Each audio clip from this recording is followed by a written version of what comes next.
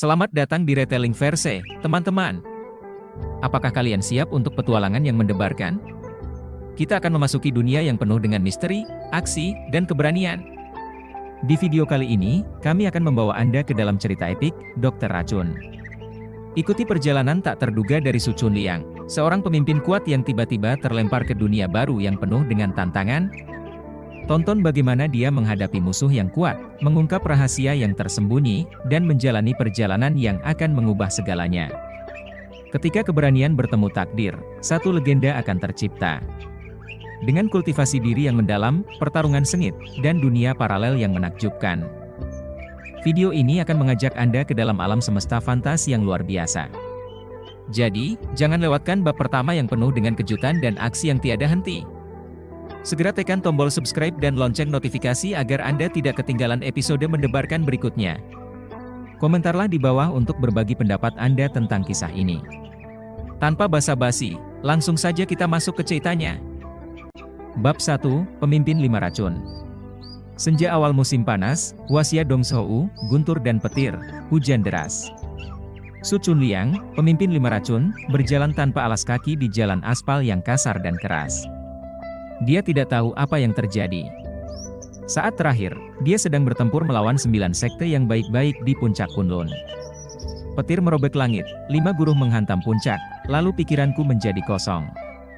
Setelah terbangun, segalanya di sekitarnya berubah.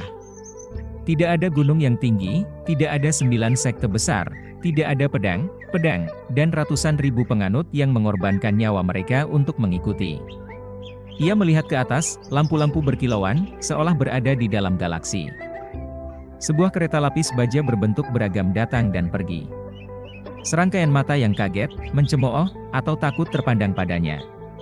Pikiran tentang melintasi perampokan baru saja muncul, lalu banjir pikiran yang rumit membanjiri pikirannya. Su Chong, nama kehormatan Chunliang, berusia 21 tahun, mengulang tahun ketiga SMA. Orang tuanya bercerai, tumbuh bersama kakeknya, pendiam, sensitif, penakut, pesimis, dan merasa sudah lelah dengan dunia. Ini sudah ketiga kalinya saya gagal. Orang tua saya tidak ingin melihat saya. Teman sekelas merendahkan saya. Bahkan saya membenci diri saya sendiri. Seluruh dunia menghina saya dan merendahkan saya. Apa arti hidupku? Su Chunliang terkejut melihat pikiran putus asa dan pesimis dalam pikirannya. Yang jelas bukan berasal dari dirinya. Setelah 10 tahun hidup, ia bertekad untuk bangkit kembali. Dapat bertahan dari pukulan dan kesepian adalah kultivasi diri paling dasar bagi seorang pemimpin sekte jahat. Tanpa tekad dan keberanian yang tak tergoyahkan, bagaimana mungkin saya, Su Chunliang, dapat menundukkan 5 racun yang liar? Belum lagi Hsiong menguasai dunia. Orang tua saya telah melahirkan saya dengan kebaikan besar, lalu apalagi yang bisa saya minta? Teman sekelas merendahkan saya. Saya juga merendahkan kalian. Jika ada siapapun di dunia yang berani mencemarkan nama saya, menipu saya, menghina saya, tertawa pada saya, merendahkan saya, membenci saya, atau berbohong pada saya akan membunuhnya. Melampiaskannya. Masa mudaku bercita-cita untuk menjelajahi sungai dan danau dalam kehidupan ini. Saya tidak ingin menjadi abadi, tetapi hanya ingin bahagia dan menjalani hidup dengan penuh semangat. Surga tidak diciptakan untuk saya, Su Chunliang, dunia ini bagaikan malam yang panjang selamanya. Mengingat hal ini, dadanya penuh dengan kebanggaan. Skueak. Ban-ban menggosok tanah dan mengeluarkan suara keras. Sebuah BMW X5 hitam tiba-tiba mengerem setengah meter dari Su Chunliang. Sopir memegang ponsel di tangan kirinya dan setir di tangan kanannya. Dengan sebatang rokok di mulutnya, dia menatap penuh amarah ke tengah jalan. Seorang pemuda langsing yang hanya mengenakan celana dalam. Dalam pantulan cahaya mobil, Su Chunliang seolah berdiri di tengah panggung. Ia memiliki tinggi 1,80 meter dan kulit pucat. Dibandingkan dengan teman-teman sebayanya yang umumnya kelebihan gizi, Su Chunliang terlalu kurus. Sehelai bunga putih, diselimuti oleh lapisan kabut. Baru saat itu Su Chunliang sadar ada sesuatu yang aneh di atas hidungnya, kacamata. Meskipun dia belum pernah melihat benda ini sebelumnya, dia masih ingat namanya dengan mudah. Kesadaran tentang dunia di sekitarnya. Melepaskan kacamata, dunia di depannya tiba-tiba menjadi jelas. Hujan semakin lebat, dan tetesan hujan sebesar kacang kedelai menghantam dada yang kurus dan pucatnya seperti berderak. Su Chunliang masih terpaku dalam keterkejutan yang ditimbulkan oleh dunia baru ini, dan bahkan mengabaikan kereta lapis baja yang begitu dekat di tangannya. Beb! Beb! Sopir dalam mobil tidak bisa menahan kemarahannya dan membunyikan klaksonnya, mendesak pemuda yang hanya mengenakan celana dalam itu untuk menghindar dari jalannya. Su Chunliang terkejut oleh suara klakson, dan menatap sopir dalam mobil, matanya memancarkan niat membunuh yang menakutkan. Sopir BMW ingin mengumpatinya, tetapi ketika dia bertemu dengan pandangan menakutkan itu, tiba-tiba tubuhnya merasa seolah-olah dia telah jatuh ke dalam gua es. Dalam keadaan seperti ini, dia gemetar tanpa sadar, dan menelan kembali kata-kata makian yang hampir terucap. Su Chunliang berbalik dan berjalan menuju aliran lalu lintas. Ini adalah jam sibuk setelah pulang kerja, dan lalu lintas berjalan ke sana kemari di jalan. Ketika pemilik mobil melihat seorang pemuda hanya mengenakan celana dalam berjalan kaki di jalur cepat, mereka semua memilih untuk berbelok menghindarinya. Situasi tiba-tiba menyebabkan kekacauan di jalan, pergantian jalur yang mendadak, pengereman mendadak, dan klakson berbunyi dengan heboh. Su Chunliang pura-pura tak melihat dan berjalan sendirian. Ketika petugas polisi dekat mengetahui situasi ini, Su Chunliang sudah berjalan sampai di jembatan Heping, bersandar pada pagar jembatan, hatinya naik turun, dan ingatannya seperti sungai yang mengalir deras.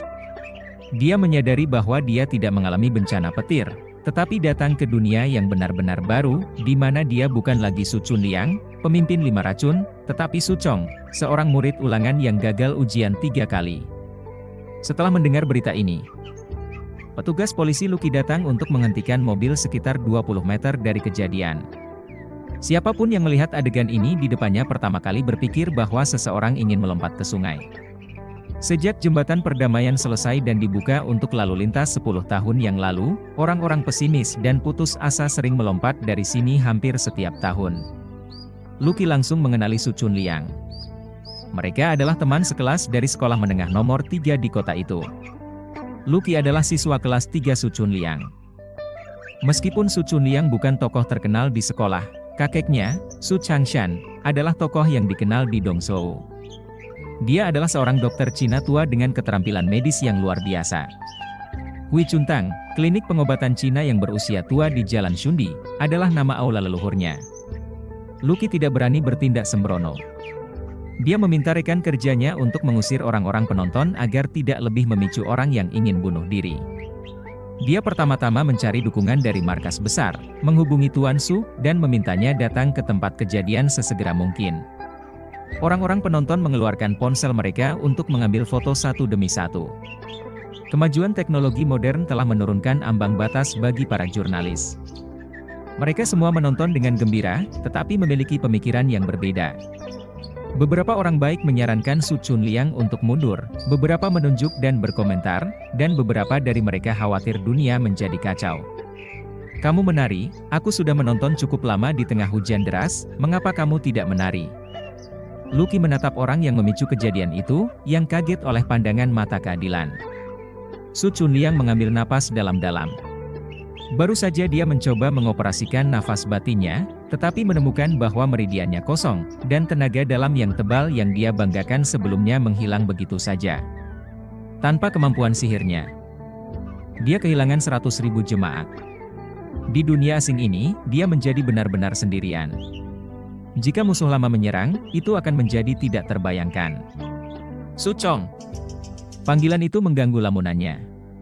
Su Chunliang mengikuti pandangan dan melihat Lucky dalam seragam rapi berjalan menuju kepadanya.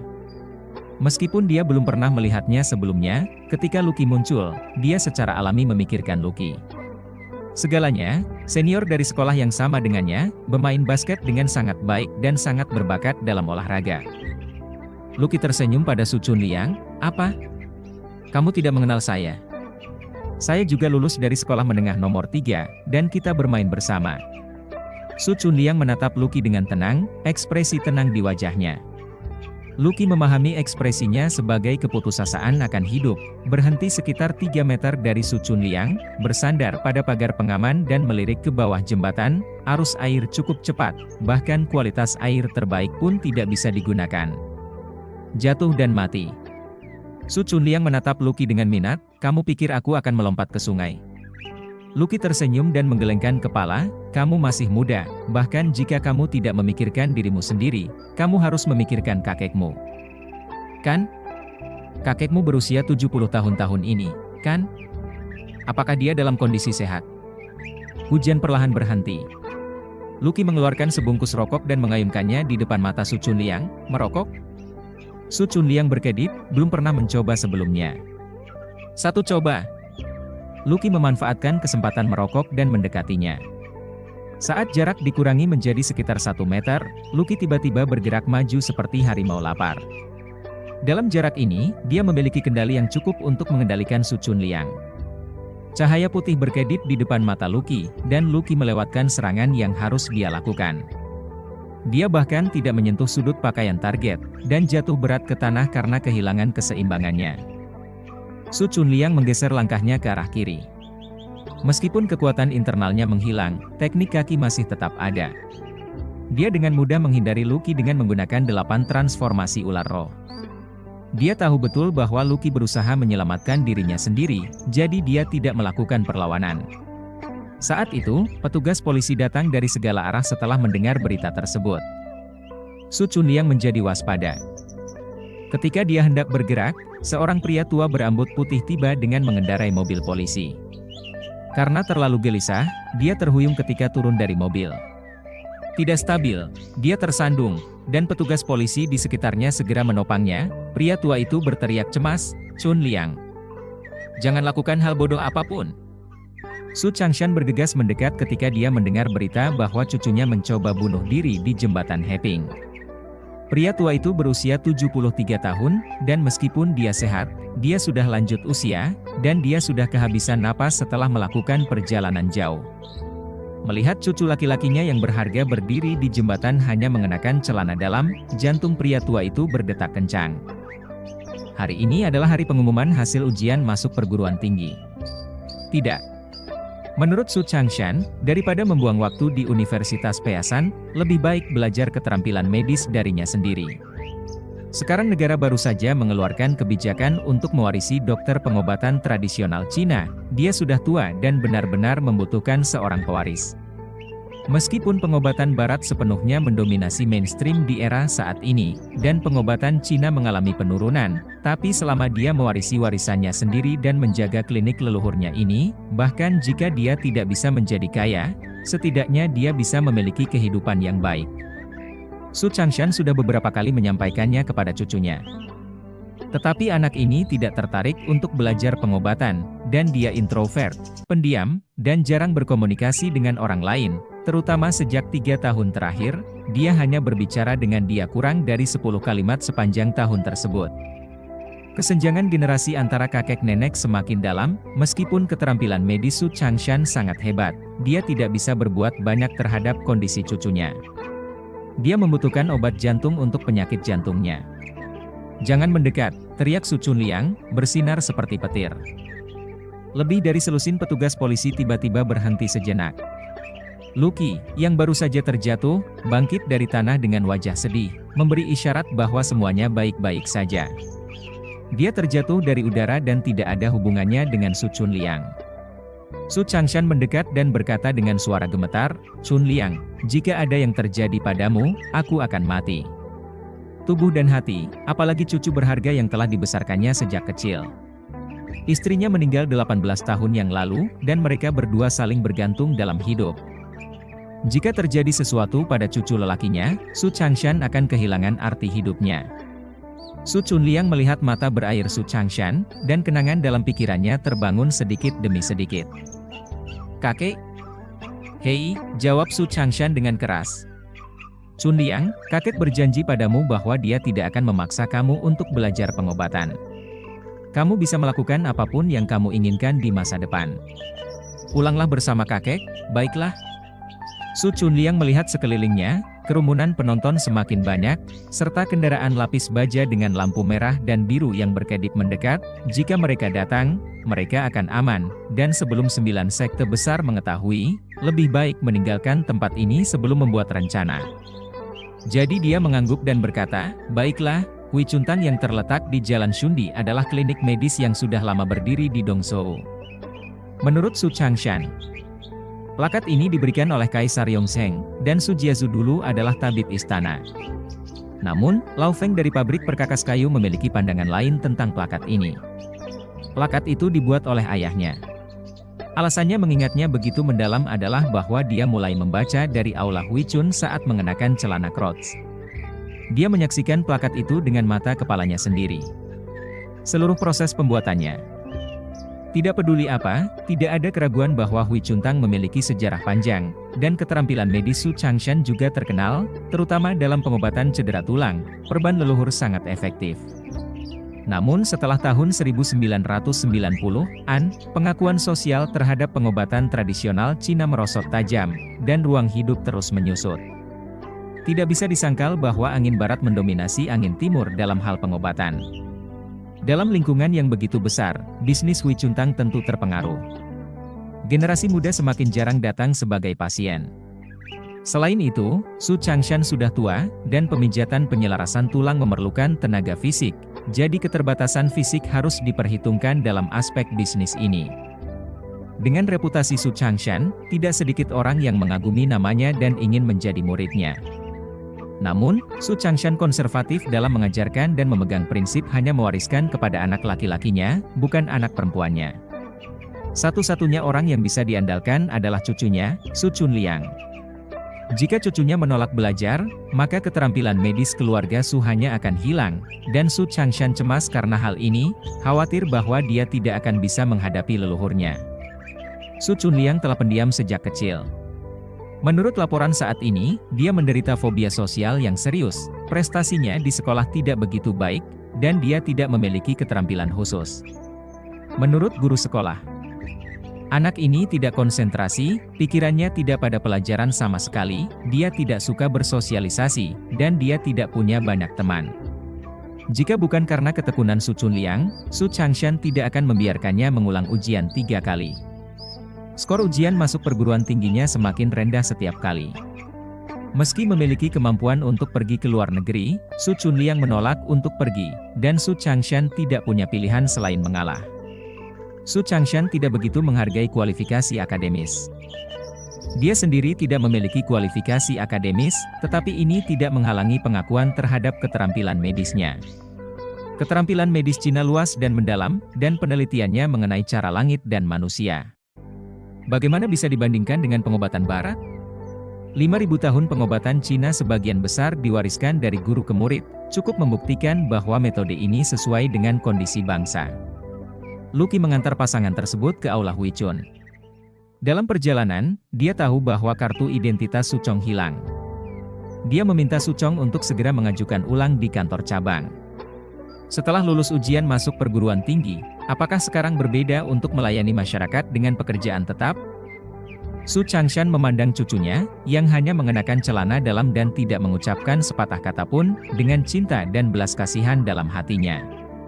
Su Chunliang baru berusia 3 bulan, dan orang tuanya berpisah.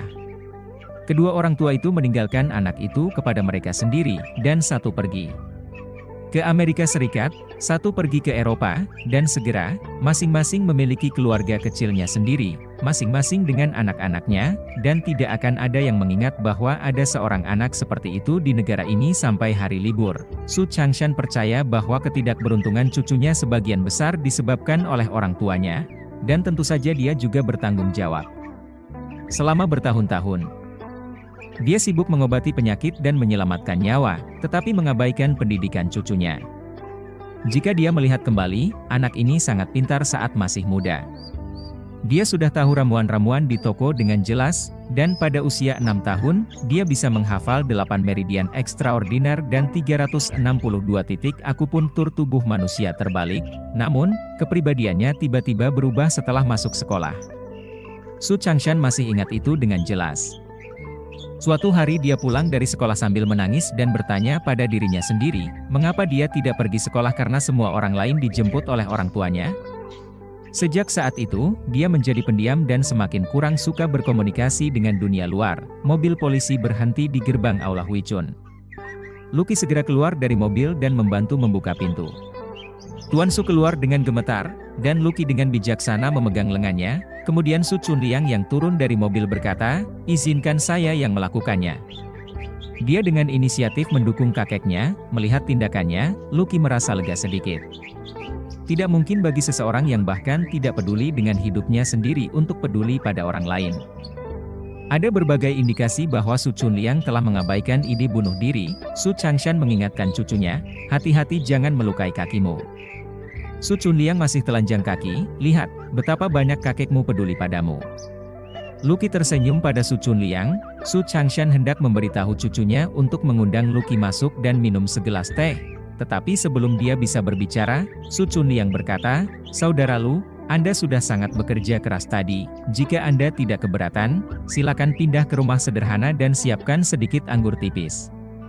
"Ayo minum bersama-sama." Tuan Su bingung, mengapa cucunya begitu terdorong? "Aku belum pernah melihatnya berbicara seperti ini sebelumnya." Namun, Lucky berasal dari keluarga pengobatan tradisional Cina, dan kata-katanya seperti bahasa Tionghoa klasik. Seorang pemuda seperti dia tidak sesuai dengan zaman sekarang. Dia tersenyum dan berkata, "Lain kali, saya masih bertugas, dan saya tidak bisa parkir di depan terlalu lama. Silakan masuk, jagalah dirimu dengan baik." Kakek yang baik, jangan biarkan kakek terkejut di masa depan. Su Chunliang berpikir dalam hatinya, dia benar-benar orang yang jujur. Orang ini bisa diandalkan. Dia mengangkat tangan dengan hormat kepada Lucky. Tanpa banyak bicara, dia membantu kakeknya masuk ke aula Hui Chun. Lucky menyaksikan mereka masuk pintu sebelum pergi. Hui Chun Tang adalah bangunan sederhana berlantai 2. Lantai bawah adalah klinik, dan lantai atas adalah tempat tinggal ayah dan 2 anak. Ada seorang wanita paruh baya bernama Lin di toko itu. Biasanya dia membersihkan toko dan membantu memasak. Namun, pelayanan dokter tidak akan berubah. Alasan mengapa Su Changshan mempekerjakannya adalah karena dia tidak tahu keterampilan medis. Bagaimana mungkin keterampilan medis leluhur membiarkan orang lain mencampuri dengan semaunya? Su Changshan khawatir cucunya akan bunuh diri lagi. Jadi dia mengikuti cucunya kembali ke kamarnya dan memintanya untuk mandi dan ganti baju. Su Chunliang telah menjaga ingatan lengkap dari kehidupan sebelumnya. Dibandingkan dengan itu, kesadarannya dalam kehidupan ini agak terpecah-pecah. Su Chunliang dengan cepat menyerap informasi berguna dari fragmen-fragmen ini. Kapanpun dan dimanapun, dia tidak boleh menyalahkan orang lain atau menyerah pada dirinya sendiri. Berdiri telanjang di depan cermin kamar mandi, saya menemukan bahwa penampilan saya tidak banyak berubah dari sebelumnya, hanya lebih adil, lebih kurus, dan rambut saya jauh lebih pendek. Di dunia ini, gaya rambut pria kebanyakan seperti ini, kamar mandinya kecil. Dan tidak ada bak mandi di dalamnya. Su Chunliang kaget, tetapi dia dengan cepat menemukan informasi berguna dari ingatannya. Benda besi berbentuk teratai di atas kepalanya seharusnya sama. Setelah menyentuhnya dengan tangannya, ternyata bukan terbuat dari logam. Buka katup dengan hati-hati, dan lebih dari 100 garis air turun. Su Chunliang terkejut, dan mundur 1 langkah. Dia masih kena percikan air panas, dan reaksi serta kecepatan geraknya menurun dengan signifikan. Tutup katup dan buka lagi, garis air akan berhenti terbuka sesuai. Su Chunliang bermain dengan membuka dan menutup berkali-kali. Butuh waktu lama sebelum dia mulai mandi, mencuci noda-noda hujan di seluruh tubuhnya, membersihkan darah dari kehidupan sebelumnya, dan menutup mata untuk menikmati air hangat yang menyiraminya dengan sepenuh hati. Seekor lipan berwarna-warni dengan panjang 1 inci dengan cepat berenang di sepanjang dinding di belakang Su Chunliang, menempel di lantai dan mendekati tumitnya. Ketika sedang akan menyerang, satu tangan menangkap lipan tersebut, tetapi itu adalah Su Chunliang. Serangga itu ditemukan tepat pada waktunya. Lipan itu bergelut dan berputar di antara 2 jari tangannya. Tetapi tidak berani menyerang. Su Chunliang menatap lipan tersebut, matanya bersinar terang, membuka mulutnya lebar-lebar, dan menelannya sekaligus. Ketika Su Chunliang sedang mandi, kakek itu selalu menunggu di luar. Setelah menunggu setengah jam, Su Chunliang, yang sudah mandi dari ujung kepala hingga kaki, mengganti pakaiannya dan keluar. Melihat cucunya yang segar kembali, Su Changshan menghela napas lega. Dasar pengobatan Tiongkok adalah melihat, mendengar, dan bertanya. Bertahun-tahun praktik medis telah memberikan kakek itu sepasang mata tajam. Setelah mengalami perubahan ini, cucu berharga telah penuh dengan semangat, dan jelas mengalami perubahan mendasar. Dia tidak bisa berdiri tanpa patah. Rintangan ini adalah pengalaman langka baginya, dan mungkin bisa membantunya untuk mengkaji ulang dunia. Saat ini, Ibu Lin sudah menyiapkan makan malam, dan mengundang mereka berdua untuk makan malam. Sebuah lipan tidak dapat memuaskan Su Chunliang yang lapar, dan dia sudah meremas jari telunjuknya di depan makanan lezat. Meski begitu, Su Chunliang masih tidak melupakan etiket. Su Changshan tidak memiliki selera makan yang banyak, jadi dia tersenyum dan berkata, "Aku tidak ingin makan, hanya ingin melihat kamu makan." Su Chunliang mengangguk, pergi membuat secangkir teh untuk kakek, lalu duduk kembali di meja makan dan mulai makan. Su Changshan memegang cangkir teh dan melihat cucunya yang makan dengan lahap dengan senyum di wajahnya. Dia merasa sedikit lega di hatinya. Dia tahu ini adalah berkah dalam penyamaran, dan Chunliang jelas berakal. Di masa lalu, apalagi memberi makan padaku, dia bahkan tidak repot-repot mengucapkan sepatah kata pun. Siapa di antara para tetua di dunia yang tidak ingin keturunannya sukses? Tetapi mereka memiliki bakat dan anugerah yang berbeda. Cucu bukan materi untuk belajar, dan dia tidak bisa dipaksa. Hanya saja dia tidak ingin mewarisi jubahnya, jadi apakah dia harus tetap tinggal di rumah seperti ini dalam usia muda? Bisakah jadi dia sudah kehilangan kontak dengan masyarakat? Dan dia hanya akan semakin menarik diri di masa depan. Dengan pikiran ini, Su Changshan terbenam dalam pemikiran mendalam, sebelum dia diganggu oleh suara pengunjung. "Apakah Paman Su ada di sana?" Orang yang datang adalah Gao Xinhua, wakil presiden rumah sakit Changxing. Baru-baru ini, dia sering mengunjungi Hui Chuntang. Tujuannya bukan untuk mencari pengobatan, karena rumah sakit Changxing bersebelahan dengan Hui Chuntang. Ketika berbicara tentang lingkup penggusuran, penduduk lain pada dasarnya setuju, tetapi yang paling sulit untuk meyakinkan adalah Hui Chuntang, karena Su Changshan sangat dihormati di daerah ini. Selama dia setuju, masalah penggusuran akan teratasi dengan sendirinya. Rumah sakit juga menawarkan kondisi yang baik, termasuk kompensasi tunai, membuka klinik pakar pengobatan Cina untuk Su Changshan secara kerjasama di rumah sakit, atau mencari lokasi baru untuk membuka kembali aula Hui Chun. Tapi sang kakek bersikukuh, dan dia menolak untuk pindah tidak peduli apa yang dikatakan, bahkan dia mengeluarkan papan tanda warisan budaya tak berwujud, mengatakan bahwa kecuali dia meninggal, tidak ada yang akan ingin Hui Chuntang pindah. Karena ayahnya dan Su Changshan adalah teman dekat, Gao Xinhua masih bisa berbicara, dan tugas meyakinkan Su Changshan jatuh padanya. Untuk masalah ini, dia berlari dari awal tahun hingga pertengahan tahun, dari musim dingin hingga musim panas, tetapi sikap Tuan Su belum berubah sedikit pun. Alasan Gao Xinhua datang hari ini adalah karena dia mendengar tentang percobaan bunuh diri Su Chunliang. Tidak ada rahasia yang bisa dijaga dalam masyarakat informasi. Su Changshan melihat bahwa itu dia, dan segera mengernyitkan kening. "Berapa kali aku sudah bilang padamu, penggusuran sudah di luar pertanyaan." Gao Xinhua berkata dengan senyum lebar di wajahnya, "Paman, aku bukan datang untuk urusan bisnis, tapi aku sekadar mampir untuk melihat kamu dan Xiao Chong." Sambil berbicara, dia melirik Su Chunliang. Su Chunliang tenggelam dalam mangkuk babi panggang. "Enak sekali. Aku begitu lapar." Aku tidak peduli tentang etiket. Su Changshan tidak ingin cucunya mendengar percakapan mereka, jadi dia bangkit dan keluar. Sebelum Gao Xinhua sempat duduk, dia mengikutinya keluar. Ketika sampai di pintu, dia dengan cepat mengeluarkan sebatang rokok dan memberikannya dengan hormat.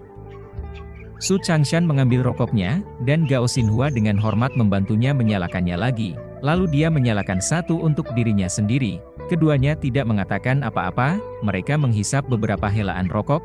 Gao Xinhua melihat orang-orang yang lewat di jalan dan berkata, "Perencanaan kota, jalan akan dibangun tahun depan." Su Changshan menghisap rokoknya dalam-dalam, memberinya pandangan dari samping dan berkata, "Berbicaralah langsung, jangan mengelitik saya." "Paman, biarkan aku saja yang mengatakannya bahwa kereta bawah tanah akan dibangun di sini. Anda juga harus tahu bahwa menurut rencana, pasti tidak akan selesai dalam 3 hingga 5 tahun, kereta bawah tanah tidak melewati Hui Chuntang, itu bisa memengaruhi bisnis Anda. Begitu pekerjaan dimulai, pintunya akan dipagar. Mungkin jalan akan ditutup dari persimpangan utara. Bisnis seperti apa yang dapat menahan waktu yang begitu lama, Pak Dekan Gao? Apakah kamu sudah selesai?" Su Changshan sudah tidak sabar, dan menunjuk ke jalan di depan pintu, memberi isyarat kepada Gao Xinhua untuk pergi setelah berbicara. Gao Xinhua tertawa dan berkata, "Jangan khawatir, aku menemui Su Chong di ponselku hari ini." Dan hasil ujian masuk perguruan tinggi sudah keluar. Bagaimana hasilnya? Su Changshan melempar setengah rokoknya ke tanah, menginjaknya dengan sepatu kain berujung bulat, dan Gao Xinhua gemetar dari dasar hatinya saat melihat Gao Xinhua dengan tenang dan bergengsi. Mengapa kamu tidak mau membuka panci yang satu dan memikul panci yang satu lagi? Ini tidak sebaik putrimu, siswa berbakat Mizuki, aku membuatmu tertawa. Paman, bukan itu maksudku. Apa hubunganmu dengan ayahku? Aku tidak berani melihat leluconmu. Hari ini aku di sini untuk membantu, terima kasih. Tidak perlu, meskipun Gao Xinhua menghadapi hambatan, dia masih tersenyum. Paman, kita adalah orang-orang kita sendiri. Jadi aku pasti akan datang padamu, kan, Pak Dekan Gao? Aku tidak melihatnya, Paman. Jika orang lain tidak tahu, kamu juga tidak tahu. Aku adalah wakil kepala yang bertanggung jawab atas logistik. Aku bahkan tidak bisa masuk 5 besar di rumah sakit Changxing. Aku di sini hari ini karena Xiao Chong. Video-video di internet semuanya sudah maksimal. Jangan khawatir, aku sama sekali tidak bermaksud membaca leluconmu. Belum lagi Xiao Chong gagal dalam ujian masuk perguruan tinggi. Konon mahasiswa biasa datang melamar pekerjaan, dan departemen personel tidak menganggapnya serius, dan mereka harus memiliki hubungan yang baik jika ingin masuk klinik setelah mendapatkan gelar magister. Su Changshan mendengar makna di balik kata-kata Gao Xinhua dan mengulurkan tangannya. Gao Xinhua mengerti isyaratnya, segera mengeluarkan sebatang rokok dan menyodorkannya. Lalu dengan hormat membantu menyalakannya kembali. Dia seorang veteran, dan dia bisa mendapatkan posisinya saat ini dari Departemen Keamanan Rumah Sakit karena kemampuannya dalam mengamati kata dan perilaku. Dia diperintahkan untuk menyelesaikan masalah di dalam rumah sakit. Dan dia harus menyelesaikan pembongkaran Aula Huichun dalam setahun. Dia juga berusaha sebaik mungkin, tetapi semuanya sia-sia. Hari ini, dia kebetulan melihat video polisi menyelamatkan Su Chong di ponselnya. Gao Xinhua tiba-tiba menjadi ceria. Setiap orang pasti memiliki kekurangan, dan Su Changshan bukanlah pengecualian. Dari ritme merokoknya Pak Su, Gao Xinhua menyimpulkan bahwa emosinya sudah mereda. Dia memberikan setengah rokok kepada kakek itu untuk berpikir sejenak sebelum berkata, jika kamu sekarang meminta rumah sakit untuk menyelesaikan masalah pekerjaan cucumu, aku pikir rumah sakit pasti akan setuju. Su Changshan menghisap rokok, menatap langit yang masih mendung. Kamu sungguh tidak beretika. Paman, aku hanya memikirkan kebaikanmu. Terlepas dari setuju atau tidak, kamu tidak boleh memberitahu orang luar tentang masalah ini. Jika tidak, rumah sakit akan berpikir bahwa aku telah menipu. Pandangan mata mereka bertemu, dan pada saat yang bersamaan mereka menunjukkan senyuman yang hanya bisa dimengerti namun tidak bisa diungkapkan dengan kata-kata. Gao Xinhua merasa gelisah. Dia masih belum tahu sikap pasti sang kakek. Rencana ekspansi fase kedua rumah sakit sudah dekat, dan sang direktur memberinya perintah tegas. Dia merasa sangat tertekan. Su Changshan melihat ke dalam, dan akhirnya membuat keputusan. Syarat terakhir tetap sama, dan aku akan mengatur pekerjaan resmi lainnya untuk Chun Liang, tidak masalah. Setelah Gao Xinhua selesai berbicara, dia menyadari bahwa dia telah terlalu dengan senang hati menyetujuinya. Jangan terburu-buru, mari kita jelaskan dengan jelas. Aku ingin pekerjaan resmi dan pengakuan resmi. Seperti kamu, 5 asuransi sosial dan 1 dana perumahan sangat penting. Gao Xinhua mengerutkan kening. Pak Su benar-benar berani memintanya, 5 asuransi dan 1 dana perumahan. Oke, pengakuan resmi. Su Chong hanya lulusan SMA, mengapa kamu tidak ingin menjadi dekan? Tetapi melihat papan nama emas Aula Huichun, dan kemudian melihat gedung ruang rawat yang tidak jauh dari sana yang sudah tertinggal zaman, Gao Xinhua segera mempertimbangkan mana yang lebih penting. Paman Su, aku akan melaporkan permohonanmu kepada pimpinan rumah sakit secepat mungkin. Su Changshan menggelengkan kepalanya. Tahukah kamu mengapa aku tidak suka bekerja sama denganmu? Yang paling aku benci adalah gaya kerja birokrasi yang lamban dan berbelit-belit. Panggil sekarang. Jika kamu tidak peduli, maka carilah seseorang yang memiliki kata akhir untuk membuat keputusan. Aku akan memberimu waktu setengah jam, setuju? Tanda tangani kontrak besok, dan aku akan pindah besok. Jika kamu tidak setuju, aku akan menyerahkan Aula Huichun kepada cucuku. Dan kamu tidak akan pernah memikirkannya lagi.